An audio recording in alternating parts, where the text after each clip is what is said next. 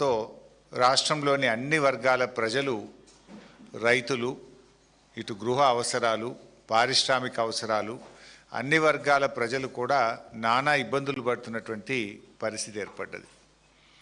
ఒకప్పుడు బీఆర్ఎస్ ప్రభుత్వంలో కరెంటు పోతే వార్త, కానీ నేటి కాంగ్రెస్ కాలంలో కరెంటు ఉంటే వార్త అనేటువంటి పరిస్థితి ఏర్పడ్డది. అంటే ఎప్పుడు కరెంటు వస్తుందో ఎప్పుడు పోతుందో అర్థం కానటువంటి పరిస్థితి ఏర్పడ్డది.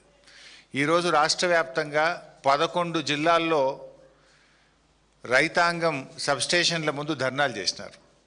రాష్ట్రంలోని 11 జిల్లాల్లో మాకు సరిపడా కరెంట్ రావట్లేదు, 8 గంటల విద్యుత్ కూడా రావడం లేదని రాష్ట్రంలోని అనేక సబ్స్టేషన్లను రైతాంగం ముట్టడించినటువంటి పరిస్థితి. రాష్ట్రంలో ఈరోజు ఎందుకు కరెంట్ లేదు అంటే థర్మల్ విద్యుత్ కేంద్రాల్లో బొగ్గు అందుబాటులో లేదు. అంటే ఇది కేవలం ప్రభుత్వం యొక్క నిర్లక్ష్యం వల్ల, నేరపూరిత నిర్లక్ష్యం వల్ల ఈ పరిస్థితి ఏర్పడ్డది. ఇన్ఫ్యాక్ట్ మీ అందరికీ కూడా తెలుసు, మేము సింగరేణి మీద పవర్ పాయింట్ ప్రజెంటేషన్ పెట్టి అనేక సార్లు ప్రభుత్వాన్ని హెచ్చరించినాం. థర్మల్ విద్యుత్ కేంద్రాల్లో వారం రోజులకు సరిపడే బొగ్గు నిల్వలు కూడా లేవు. ఒకవైపు ఏమో మీరు బొగ్గు స్టాక్ ఉంది, 40 లక్షల మెట్రిక్ టన్నుల బొగ్గు స్టాక్ ఉందని చెప్తారు, కానీ విద్యుత్ కేంద్రాల్లో బొగ్గు లేదు, ఆగిపోయే ప్రమాదం ఉందని బీఆర్ఎస్ పార్టీ హెచ్చరిస్తూ వచ్చింది. అయినా మీలో ఉలుకు లేదు, పలుకు లేదు. ఇవాళ ప్రతిపక్షంగా మేము మిమ్మల్ని నిద్రలేపినా కూడా మీ నిర్లక్ష్యం వల్ల ఇవాళ రాష్ట్ర ప్రజలకు, రైతాంగానికి శాపంగా మారింది. వీళ్ళ తీరు వల్ల ఇవాళ రాష్ట్రంలో అనేక థర్మల్ విద్యుత్ కేంద్రాల్లో ఇవాళ విద్యుత్ ఉత్పత్తి నిలిచిపోయిన పరిస్థితి ఉంది. ఇది నేను మాటల్లో చెప్పడం లేదు, ఆధారాలతో మాట్లాడుతూ ఉన్నా. ఇవాళ రాష్ట్రంలో కొత్తగూడెం కానీ, కాకతీయ, భద్రాద్రి, యాదాద్రి అన్ని పవర్ సబ్స్టేషన్లో, థర్మల్ పవర్ స్టేషన్స్లో ఈరోజు కూడా 6 నుంచి 7 రోజులకు మించి స్టాక్ లేదు. ఇవాళ యాదాద్రి థర్మల్ పవర్ స్టేషన్లో 2 యూనిట్లు మూతపడ్డాయి బొగ్గు లేక. యూనిట్ నెంబర్ 1, యూనిట్ నెంబర్ 4 అంటే 1600 మెగావాట్ల విద్యుత్ ఉత్పత్తి బొగ్గు లేకపోవడం వల్ల యాదాద్రి థర్మల్ పవర్ ప్లాంట్లో విద్యుత్ ఉత్పత్తి నిలిచిపోయింది. భద్రాద్రి థర్మల్ పవర్ ప్లాంట్లో 270 మెగావాట్ల పవర్ ప్లాంట్లో విద్యుత్ ఉత్పత్తి నిలిచిపోయింది. అంటే బొగ్గు కొరత వల్ల కొంత, నిర్వహణ వైఫల్యం వల్ల కొంత, ఇవాళ రాష్ట్రంలో విద్యుత్ ఉత్పత్తి ఆగిపోయి అప్రకటిత కోతలకు నిలయంగా ఈరోజు తెలంగాణ మారింది. మొత్తం నిజంగా ఈరోజు అసలు విద్యుత్ కోత ఎందుకు ఉండాలండి? ఇదేం సీజన్ కాదు, ఎండాకాలం అంతకంటే కాదు. వాస్తవానికి లోడ్ కూడా హార్డ్లీ 15,000 మెగావాట్లు ఉంది.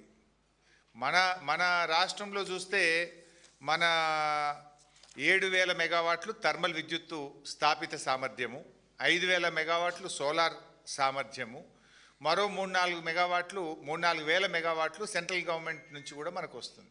సరిపడా విద్యుత్ సామర్థ్యం కలిగి ఉన్న తెలంగాణ, కానీ మీ నేరపూరిత నిర్లక్ష్యం వల్ల, బొగ్గు నిల్వలు లేకపోవడం వల్ల, నిర్వహణ వైఫల్యం వల్ల ఇవాళ కరెంటు ఉత్పత్తి జరగడం లేదు. ఉదాహరణకు నిన్నటి మీరు చూస్తే 14వ తేదీ తెలంగాణ థర్మల్ విద్యుత్తు స్థాపిత సామర్థ్యం 7,180 మెగావాట్లు. నిన్న ఎంత కరెంట్ ఉత్పత్తి అయిందంటే 3,190 మెగావాట్లు. ఎంత అన్యాయం చూడండి. స్టేషన్ వైజ్ కూడా పెట్టాం మీకు. మన కెపాసిటీ ఉంది తెలంగాణకు, 7,180 మెగావాట్ల విద్యుత్ ఉత్పత్తి చేసే సామర్థ్యం తెలంగాణ రాష్ట్రానికి ఉంది. ఇది గౌరవ కేసీఆర్ గారు, బీఆర్ఎస్ ప్రభుత్వం చేసిన కృషి. 4,000 మెగావాట్లు యాదాద్రి చేసినాము, అక్కడ భద్రాద్రి చేసినాము, కానీ మేము కట్నీళ్ళు పెట్టిన పోయోలే ఇచ్చిపోతే నడపశాతగాని గవర్నమెంట్ ఏంది ఇది? నిన్నటిది ఇది. This is not my figure, ఇది ఆన్లైన్ ఫిగర్. నిన్న 7,180 మెగావాట్ల సామర్థ్యం తెలంగాణకు ఉంటే వీళ్ళు ఉత్పత్తి చేసింది 3,190 మెగావాట్లు. అంటే మీరు సగం కూడా చేస్తలేరు. అంటే ఇలా మన రాష్ట్రానికి ఉన్నటువంటి సామర్థ్యంలో 44% ఉత్పత్తి చేస్తున్నారు, 66% మూతపడేసింది మీరు. అంటే రాష్ట్రానికి ఉన్న కెపాసిటీని కూడా విద్యుత్ ఉత్పత్తి చేయక అప్రకటిత కోతలు పెడతా ఉన్నారు. ఎప్పుడు పడితే అప్పుడే కరెంటు పోతూ ఉంది. ఇవాళ రైతులు రోడ్ల మీదకి వచ్చారు. 11 జిల్లాల్లో సబ్స్టేషన్ల ముందు ధర్నాలు చేసింది ఇవాళ రైతులు, మాకు కరెంటు సరిపోవడం లేదు అని. బొగ్గు సరఫరాలో వైఫల్యము, నిర్వహణలో వైఫల్యము, బొగ్గులో స్కాము, పవర్లో స్కాము, శాండ్లో స్కాము, ల్యాండ్లో స్కాము, అంతా స్కాములమయం. అసలు ఈ రాష్ట్రం మీద సోయే లేదు, మీకు బాధ్యతనే లేదు. మీకు మీ నిర్లక్ష్యం వల్లనే ఈరోజు విద్యుత్ ఉత్పత్తిలో ఇబ్బందులు వచ్చినాయి, సరఫరా తగ్గింది. అందుకే రాష్ట్ర వ్యాప్తంగా ఈరోజు కరెంటు కోతలు జరుగుతూ ఉన్నాయి. ఇలా పరిస్థితి ఏంది? ఒకవైపు వర్షాలు పట్టలేవు, ఎలినినో వస్తుందని 3 నెలల కిందనే ప్రపంచం చెప్పింది, కేంద్ర ప్రభుత్వం చెప్పింది, శాస్త్రవేత్తలు అందరూ కూడా చెప్తున్నారు. మరి మీ ముందస్తు ప్రణాళిక ఉండొద్దా? మీకు ముందు జాగ్రత్త చర్యలు ఉండొద్దా? ఇలా రిజర్వాయర్లలో నీటి నిల్వ సామర్థ్యం 33% ఉంది తెలంగాణలో, దేశంలోనే అతి తక్కువ. హైడల్ పవర్ ఉత్పత్తి చేద్దామంటే నీళ్లు లేవు, థర్మల్ పవర్ ఉత్పత్తి చేద్దామంటే బొగ్గు లేదు. అంటే అసలు ఏం చేస్తున్నారు మీరు? గవర్నమెంట్ నడిపే వాళ్ళకు ఇలా మరి నీళ్లు లేవు, హైడల్ పవర్ ఉండదు ఈసారి, మరి కనీసం థర్మల్ పవర్ అన్న 100% ఉత్పత్తి చేయాలి, దానికి బొగ్గు నిల్వలు స్టాక్ పెట్టుకోవాలి అనే సోయి చేయాల్సిన బాధ్యత లేదా? బొగ్గు మంత్రి, విద్యుత్ మంత్రి 2 బట్టిగారే కదా. ఆనాడు కేసీఆర్ గారు ఉదయం లేవంగానే ఖచ్చితంగా రాష్ట్రంలో కరెంటు సరఫరా మీద 5 నిమిషాలు రివ్యూ చేసినాకనే ఆయన దినచర్య ఆ రోజు ప్రారంభమయ్యేది. కానీ ముఖ్యమంత్రికి, ఉప ముఖ్యమంత్రికి కనీస సోయి కూడా లేకుండా పోయింది. అందుకే ఇలా ఎడాపెడా కోతలు. పేరుకే మాది కాంగ్రెస్ పార్టీ పేటెంట్ అంటారు. నిజంగా 24 గంటల విద్యుత్తు రైతులకు ఎక్కడన్నా వస్తుందా? 8 గంటల విద్యుత్తు కూడా ఇలా తెలంగాణ రైతాంగానికి రావడం లేదు. కరువు వస్తుందని ఎప్పటి నుంచో చెప్తున్నా కూడా ఈ ప్రభుత్వానికి నీళ్ళు ఎత్తడం మీద ధ్యాస లేదు, విద్యుత్ ఉత్పత్తి మీద ధ్యాస లేదు. వీళ్ళ ధ్యాస అంతా దేని మీద అంటే కమిషన్ల మీద, కొట్లాటల మీద తప్ప ఇవాళ ప్రజల మీద, రాష్ట్రం మీద, విద్యుత్ ఉత్పత్తి మీద, గోదావరి జలాలు ఎత్తడం మీద వీళ్ళకి ధ్యాస లేకపోవడం వల్లనే రాష్ట్రంలో ఈరోజు ఈ ఇబ్బందులు వస్తూ ఉన్నాయి. ఇవాళ మెదక్, సంగారెడ్డి, సూర్యాపేట, కరీంనగర్, ఆదిలాబాదు, వరంగల్, బట్టిగార్ జిల్లా, ఖమ్మం, ఇట్లా అన్ని జిల్లాల్లో కూడా రైతులు రోడ్ల మీదకి వచ్చినారు. కరెంటు ఇలా రైతులకు 7-8 గంటల విద్యుత్ సరఫరా కూడా ఈరోజు జరిగినటువంటి పరిస్థితి లేదు. ఒక్క నిమిషం ఆ వీడియో కూడా, రాష్ట్ర వ్యాప్తంగా జరిగిన ధర్నాలు ఈరోజు జరిగిన వీడియో కూడా మీకు 1 మినిట్ చూపిస్తాం.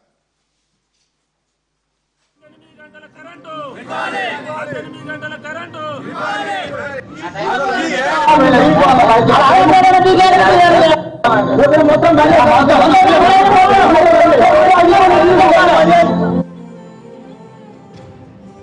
ఇవాళ డేలో కూడా అసలు 6 గంటలు కూడా రావడం లేదు.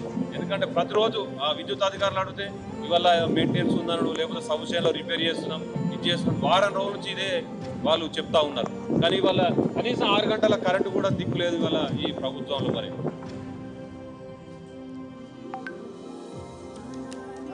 చెప్పారు సార్, కోడిలో చెప్పారు.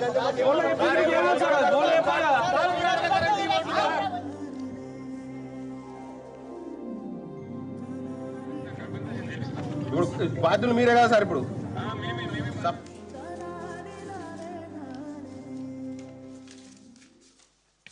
సో ఈరోజు అంటే అవకాశం ఉండి ఇక్కడ కొత్తగా ప్లాంట్లు పెట్టాల్సిన అవసరం లేదు. కేసీఆర్ గారు ముందు చూపుతో 4000 మెగావాట్ల యాదాద్రి థర్మల్ పవర్ ప్లాంట్ పెట్టాం, 1200 మెగావాట్ల భద్రాద్రి థర్మల్ పవర్ ప్లాంట్ పెట్టాం. సోలార్ 4000 మెగావాట్ల సోలార్ సామర్థ్యం. Almost Telangana installed capacity is 23,000 megawatts. ఈరోజు లోడ్ ఎంత ఉన్నది? 14,000, 15,000 ఉన్నది. 23,000 మెగావాట్ల సామర్థ్యం తెలంగాణకు ఉంటే 14,000-15,000 మెగావాట్ల లోడ్ లేదు. ఇలా ఎందుకు కరెంట్ కట్ చేస్తున్నారు? అంటే 7,180 మెగావాట్ల థర్మల్ పవర్ రావాల్సిన చోట 3,190, 44% థర్మల్ విద్యుత్తు మీరు ఉత్పత్తి చేస్తున్నారు. అంటే దీనికి కారణం ఏంది? బయట కరెంటు కొంటున్నారు. ఇవాళ రోజుకు 80 మిలియన్ యూనిట్ల కరెంటు పవర్ ఎక్స్చేంజ్లో కొంటున్నారు. అంటే నువ్వు ఉత్పత్తి చేసుకునే కరెంటు బంద్ పెట్టి బయట ఎందుకు కొంటున్నారు మీరు? ఈ భారం వినియోగదారులు, ప్రజలు, పారిశ్రామికవేత్తలు ఎందుకు భరించాలి? యూ హ్యావ్ ద కెపాసిటీ, కానీ బొగ్గు లేదు అని చెప్పి తాళం వేస్తున్నారు, బంద్ పెడుతున్నారు. బంద్ పెట్టి ఏం చేస్తున్నారు? బయట 80 మిలియన్ యూనిట్ల కరెంటు కొంటున్నారు ఒక రోజుకు ప్రైవేట్ ఎక్స్చేంజ్లో, అడ్డగోల్ కాస్ట్ పెట్టుకుంటున్నారు. అసలు ఇది ఎంత నిర్లక్ష్యం! ప్రభుత్వం చేతగానితనం వల్ల, సోయి తప్పడం వల్ల, ముందు జాగ్రత్త లేకపోవడం వల్ల, ప్రణాళిక లేకపోవడం వల్ల, ప్లానింగ్ లేకపోవడం వల్ల ఇవాళ ప్రజలు కోతలతో ఇబ్బంది పడుతున్నారు, రైతులు రోడ్లెక్కుతున్నారు. ఇవాళ రాష్ట్రం మీద కన్జ్యూమర్స్ మీద విపరీతమైనటువంటి భారం పడతా ఉంది. ఇవాళ ఇంకా ఒక ఇంపార్టెంట్ పాయింట్ కూడా నేను ప్రభుత్వాన్ని అడగదలుచుకున్నా, ప్రజల ముందు కూడా పెట్టదలుచుకున్నా. ఇవాళ సింగరేణి వెబ్సైట్ ఉంటుంది.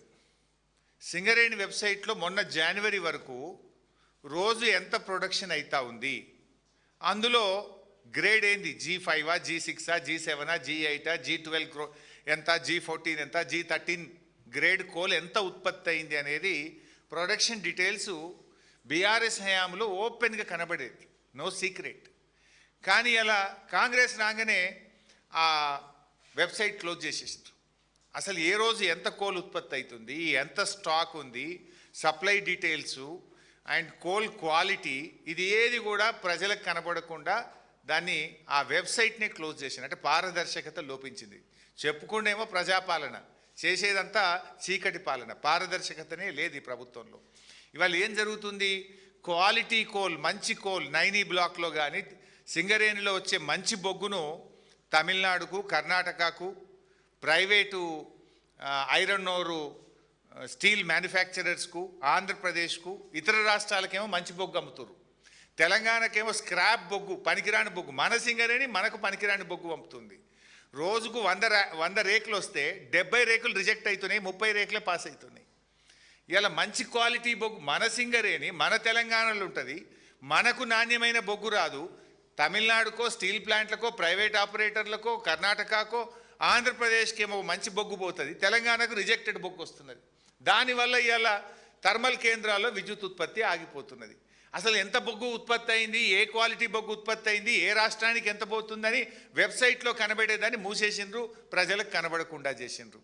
నాకు అర్థం కాక అడుగుతా, మన రాష్ట్ర అవసరాలు పక్కన పెట్టి మన రైతులను చీకట్లో నెడుతూ, మన ప్రజలకు కరెంటు కోతలు పెడుతూ, మన బొగ్గు పక్క రాష్ట్రాలకు బొగ్గుడైంది, తెలంగాణకు బొగ్గు లేకపోవడం ఏంది అంటే ఇది ప్రభుత్వ వైఫల్యం. ఈ ప్రభుత్వంకు రైతులంటే పట్టదు, రైతులంటే ఒక నిర్లక్ష్యం అనేటువంటిది చాలా స్పష్టంగా ఈరోజు మనకు దీన్ని బట్టి కనబడతా ఉంది. ఈరోజు మరో ముఖ్యమైన విషయం కూడా ఏంటంటే, ఇంత కరెంటు ఇలా బయటకు వెళ్ళి కొంటా ఉన్నారు. ఎందుకు కొనాల్సి వస్తుంది? నీకు సామర్థ్యం ఉండగా నీ దగ్గర సింగరేణి పెట్టుకొని నువ్వు నీ బొగ్గు సరఫరా చేయక నువ్వు బయట ఎందుకు కొనాల్సి వస్తుంది? ఈ భారం అంతా ప్రజలు ఎందుకు భరించాలనో ఇలా రాష్ట్ర ప్రభుత్వం సమాధానం చెప్పాలి. ఎందుకు 44% ఉత్పత్తి చేస్తుండ్రు, 66% థర్మల్ పవర్ ప్లాంట్లు ఎందుకు మూత వేసినారో రాష్ట్ర ప్రజలకు సమాధానం చెప్పాలి.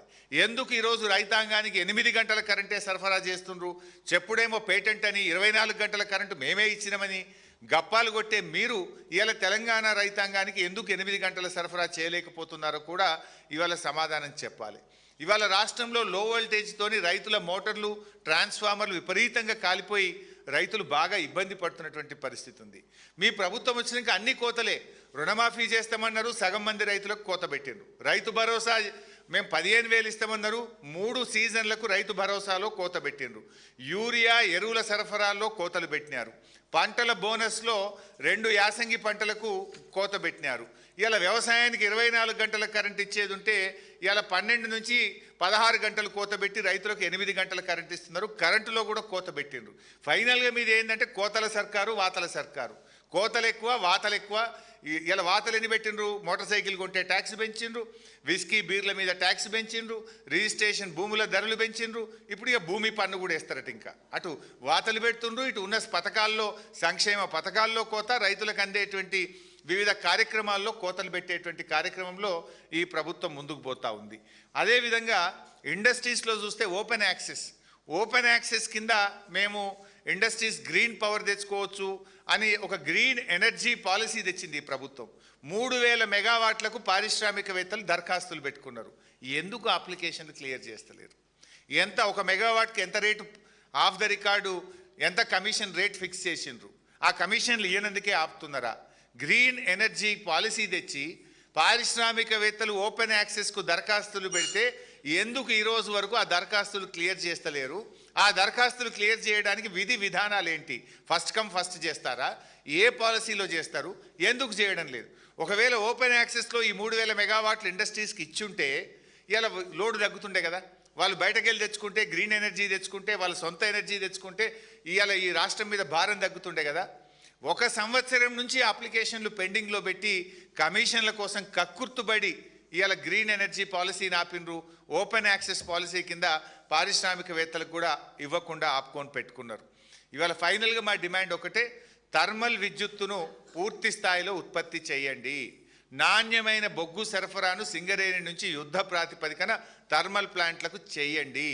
రాష్ట్రంలో రైతాంగానికి ఇప్పటికే మీరు కాళేశ్వరం నీళ్ళెత్తక అటు కరువు కోరల్లో చిక్కుకున్న రైతులకు నాణ్యమైన 24 గంటల విద్యుత్ సరఫరా చేయాలని, రైతాంగాన్ని ఆదుకోవాలని రైతుల పక్షాన బీఆర్ఎస్ పార్టీ డిమాండ్ చేస్తుంది. కరెంటు సరఫరాలో ప్రభుత్వం వెంటనే చర్యలు తీసుకోకపోతే రైతుల పక్షాన బీఆర్ఎస్ పార్టీ పెద్ద ఎత్తున పోరాటానికి శ్రీకారం చుడుతుందని ఈ ప్రభుత్వాన్ని హెచ్చరిస్తున్నాం.